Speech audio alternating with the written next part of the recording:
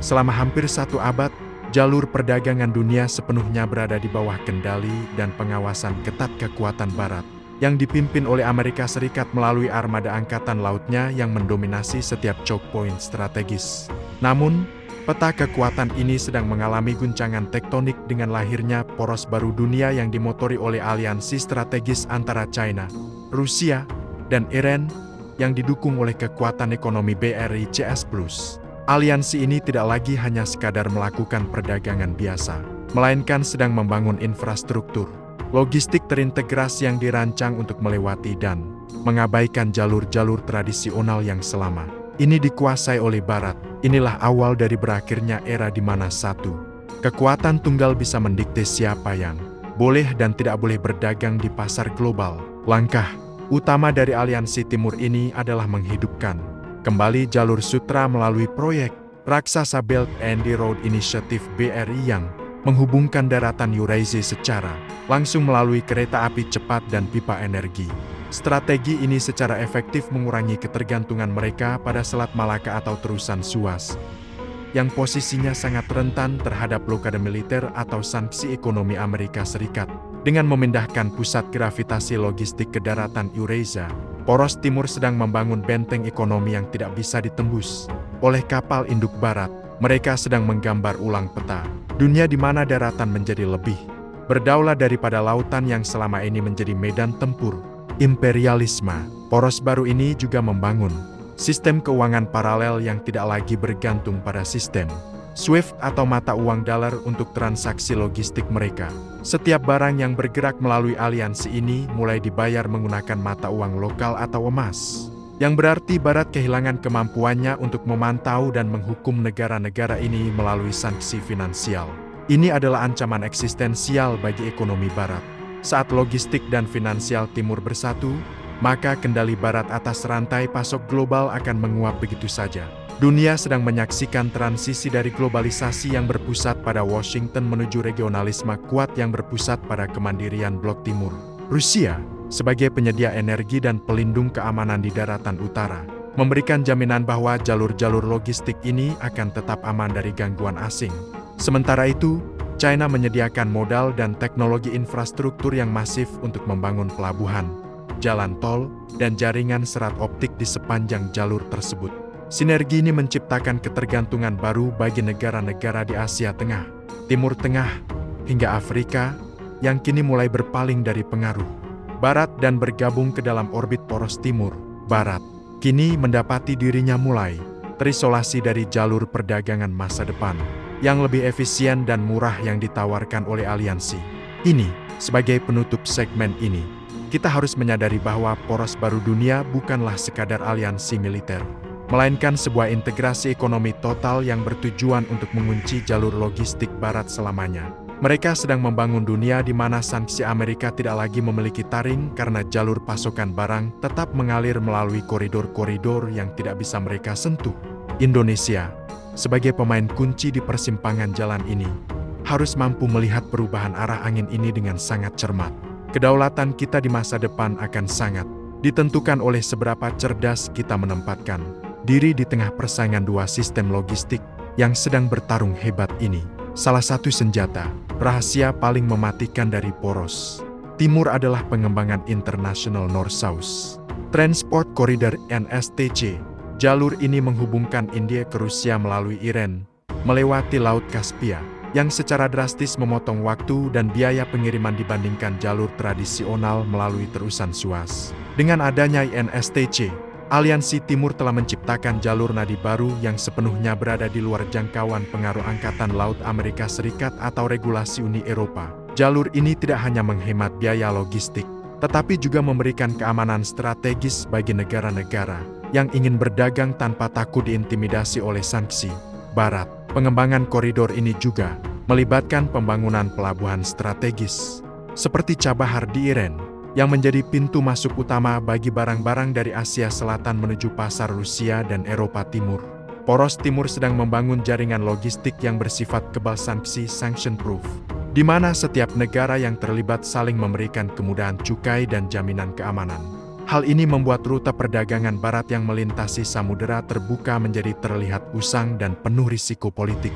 Aliansi ini sedang membuktikan bahwa integrasi daratan adalah kunci untuk meruntuhkan hegemoni maritim yang selama ini menjadi tulang punggung kekuatan barat. Rusia juga mulai membuka jalur laut utara Northern Sea Route di wilayah Arktik yang mencair sebagai alternatif jalur pelayaran tercepat antara Asia dan Eropa. Jalur ini sepenuhnya berada dalam yurisdiksi dan perlindungan militer Rusia, menjadikannya rute yang sangat aman dari gangguan bajak laut modern atau intervensi militer barat. Dengan menguasai rute Arktik ini, poros timur secara efektif telah mengunci jalur logistik utara dan memaksa dunia untuk mengakui bahwa kontrol atas jalur perdagangan masa depan kini telah berpindah tangan ke Moskow dan Beijing. Barat kini hanya bisa menonton saat jalur navigasi baru terbentuk di wilayah yang tidak bisa mereka kontrol. Keterlibatan Iran dalam aliansi ini memberikan kontrol atas Selat Hormuz, yang merupakan jalur energi paling vital di dunia. Poros timur kini memiliki kemampuan untuk menekan saklar ekonomi global kapan saja mereka mau. Jika Barat mencoba menekan salah satu anggota aliansi ini, mereka bisa merespons dengan mengganggu aliran energi atau logistik di titik-titik kritis tersebut. Inilah yang dimaksud dengan mengunci jalur logistik Barat selamanya. Aliansi Timur tidak lagi hanya bertahan, mereka mulai mengambil inisiatif untuk mendikte aturan main baru dalam perdagangan internasional. Bagi Indonesia, munculnya koridor-koridor baru ini adalah peringatan sekaligus peluang. Jika kita hanya terpaku pada jalur perdagangan lama yang dikendalikan Barat, kita akan tertinggal dalam arus kemajuan ekonomi yang kini sedang bergeser ke arah daratan Eurasia. Kita harus mulai memperkuat diplomasi logistik kita dengan poros Timur agar produk-produk Nusantara bisa masuk ke dalam rantai pasok NSTC dan rute Arktik. Kedaulatan maritim kita harus disinergikan dengan realitas baru ini agar Indonesia tidak hanya menjadi penonton, melainkan menjadi jembatan antara samudera lama dan koridor baru yang sedang dibangun oleh Aliansi Timur. Kedaulatan logistik tidak bisa dipisahkan dari kedaulatan energi. Dan poros Timur memahami hal ini dengan sangat mendalam melalui pembangunan jaringan pipa gas dan minyak raksasa yang menghubungkan Rusia, Asia Tengah, dan China. Pipa-pipa seperti Power of Siberia bukan sekadar sarana transportasi komoditas, melainkan tali pengikat geopolitik yang menyatukan nasib ekonomi negara-negara timur dalam satu ikatan yang tak terpisahkan. Melalui jaringan pipa darat ini, Aliansi Timur secara efektif menghindari ketergantungan pada kapal-kapal tanker yang harus melewati selat-selat yang dijaga oleh militer Barat, memberikan mereka keamanan energi yang absolut. Strategi ini secara langsung melemahkan posisi tawar negara-negara Barat yang selama ini menggunakan energi sebagai alat tekan politik. Saat energi mengalir melalui pipa darat yang dijaga ketat oleh militer Rusia dan China, maka sanksi terhadap sektor energi menjadi tidak relevan karena tidak ada titik fisik di mana Barat bisa melakukan intervensi. Poros Timur sedang membangun sistem metabolisme ekonomi yang mandiri, di mana energi yang diproduksi di utara dikonsumsi oleh industri di timur, menciptakan sirkulasi kemakmuran yang tidak lagi memerlukan partisipasi dalar atau infrastruktur finansial Barat. Negara-negara Eropa kini terjebak dalam dilema yang menyakitkan. Mereka membutuhkan energi murah dari Rusia, namun ditekan oleh Amerika Serikat untuk memutus hubungan tersebut. Dengan rusaknya pipa Nord Stream, Barat sebenarnya sedang mencoba mensabotase integrasi logistik energi Timur Barat agar Eropa tetap bergantung pada energi mahal dari Amerika. Namun, poros Timur justru merespons dengan mengalihkan seluruh pasokan energinya ke Asia, mempercepat kebangkitan ekonomi Timur sambil membiarkan industri Eropa perlahan-lahan layu karena biaya energi yang tak terjangkau. Ini adalah perang logistik energi yang sedang dimenangkan secara telak oleh Aliansi Timur. Penguasaan atas jalur logistik energi ini juga memberikan daya tawar bagi poros Timur untuk mengajak negara-negara produsen energi lainnya, seperti Arab Saudi dan Uni Emirat Arab, untuk bergabung dalam sistem mereka. Saat negara-negara Teluk mulai menjual minyaknya menggunakan yuan melalui infrastruktur logistik yang dibangun China, maka berakhirlah era petrodollar secara permanen. Aliansi Timur sedang membangun OPEC baru yang tidak hanya mengontrol produksi, tetapi juga mengontrol jalur distribusinya secara total dari hulu ke hilir. Barat kini kehilangan instrumen paling kuat yang selama ini mereka gunakan untuk menguasai dunia. Indonesia harus mengambil pelajaran penting dari strategi ini mengenai pentingnya membangun pipa-pipa energi regional dan nasional yang mandiri. Kita tidak boleh membiarkan ketahanan energi kita hanya bergantung pada impor melalui jalur laut yang rentan gangguan. Swasembada energi yang kita bahas sebelumnya harus didukung oleh infrastruktur logistik energi yang tangguh dan tidak bisa diintervensi oleh kekuatan asing. Penguasaan atas pipa kedaulatan adalah kunci agar Indonesia bisa berdiri sejajar dengan raksasa-raksasa poros timur dalam menentukan arah ekonomi global di masa depan. Segala bentuk infrastruktur logistik yang dibangun oleh poros timur akan sia-sia jika sistem pembayarannya masih dikendalikan oleh sistem finansial barat yang berbasis dolar. Oleh karena itu, langkah paling radikal dari aliansi ini adalah membangun sistem pembayaran lintas batas berbasis teknologi blockchain dan mata uang digital bank sentral, CBDC yang sepenuhnya independen dari SWIFT. Dengan sistem ini, sebuah kontainer yang bergerak dari Shanghai ke Moskow atau dari Mumbai ke Teheran bisa diselesaikan pembayarannya secara instan tanpa perlu melewati bank-bank di New York atau London.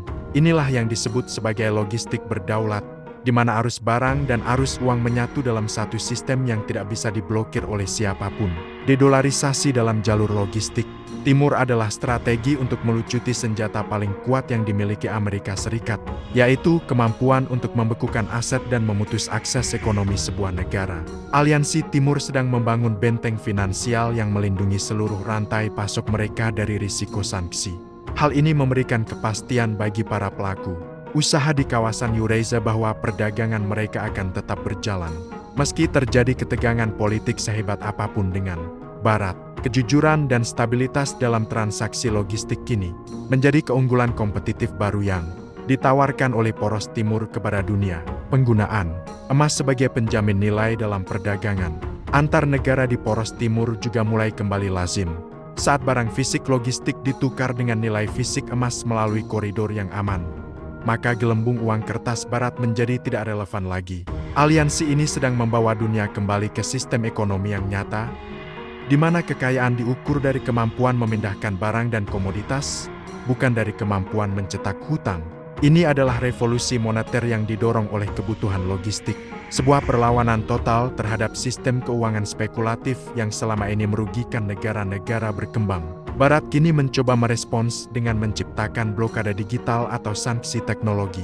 Namun poros timur sudah mengantisipasinya dengan membangun jaringan internet dan satelit sendiri seperti Beidou dan GLONASS. Setiap transaksi logistik kini dipandu oleh sistem navigasi dan komunikasi milik aliansi sendiri, memastikan tidak ada celah bagi intelijen barat untuk mengintip atau mengganggu arus perdagangan mereka. Kedaulatan finansial dan kedaulatan data kini menjadi pelumas utama bagi mesin logistik timur yang semakin cepat berputar meninggalkan dominasi barat yang kian melambat. Bagi Indonesia, tren ini adalah peluang emas untuk mempercepat penggunaan mata uang lokal local currency transaction dalam setiap transaksi perdagangan internasional kita. Kita harus segera mengintegrasikan sistem pembayaran kita dengan koridor finansial timur agar ekspor-impor Nusantara tetap aman jika sistem keuangan barat mengalami kolaps atau krisis. Membangun benteng finansial nasional adalah bagian tak terpisahkan dari membangun kedaulatan logistik. Indonesia harus menjadi negara yang mampu bertransaksi dengan siapa saja secara mandiri, memastikan bahwa kedaulatan ekonomi kita tidak bisa dimatikan secara sepihak oleh otoritas di luar negeri.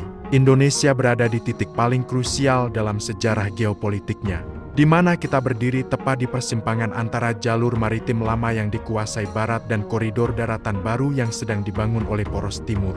Jika kita tidak waspada, kita bisa terjepit di antara dua kekuatan besar ini. Namun jika kita cerdas, Indonesia bisa menjadi hub global yang menghubungkan kedua sistem tersebut. Kedaulatan maritim kita melalui ALKI harus ditingkatkan fungsinya bukan hanya sebagai jalan pintas, melainkan sebagai pusat logistik yang terintegrasi dengan jaringan kereta api dan pelabuhan di seluruh Eurasia. Kita harus memastikan bahwa Indonesia adalah bagian tak terpisahkan dari poros baru dunia, tanpa harus kehilangan identitas politik bebas aktif kita. Munculnya koridor logistik darat di utara mengharuskan Indonesia untuk mempercepat pembangunan industri manufaktur dan hilirisasi di dalam negeri agar kita memiliki barang bernilai tinggi untuk dikirim melalui jalur-jalur baru tersebut. Kita tidak boleh hanya menjadi pasar bagi barang-barang dari poros timur. Kita harus menjadi pemasok utama komponen teknologi dan energi hijau bagi mereka. Dengan menguasai nikel dan teknologi baterai, Indonesia memiliki tiket emas untuk masuk ke dalam inti rantai pasok logistik masa depan yang berbasis pada kendaraan listrik dan otomasi. Kedaulatan industri adalah tiket kita untuk dihormati dalam aliansi logistik manapun. Kita juga harus memperkuat ketahanan logistik dalam negeri melalui pembangunan tol laut yang lebih efisien dan terintegrasi dengan pusat-pusat produksi di luar Jawa. Jika biaya logistik internal kita masih mahal, maka mustahil bagi produk Nusantara untuk bersaing di koridor internasional poros timur. Swasembada logistik nasional adalah prasyarat untuk berdaulat di tingkat global.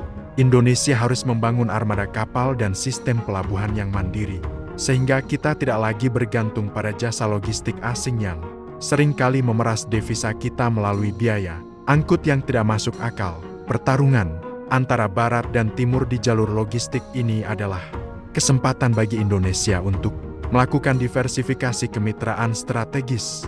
Kita tidak boleh menaruh semua telur kita dalam satu keranjang.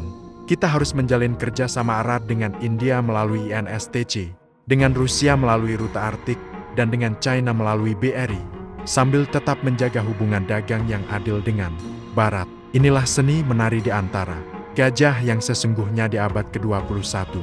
Indonesia harus menjadi kekuatan penyeimbang yang memastikan bahwa jalur perdagangan dunia tetap terbuka, adil, dan tidak didominasi oleh satu kekuatan yang suka menekan bangsa lain. Sebagai penutup siaran Geonusa Journal malam ini, mari kita yakini bahwa kedaulatan logistik adalah fondasi dari kemakmuran sebuah bangsa. Dunia sedang berubah, koridor-koridor baru sedang dibuka, dan jalur logistik Barat mulai terkunci oleh realitas baru di Timur.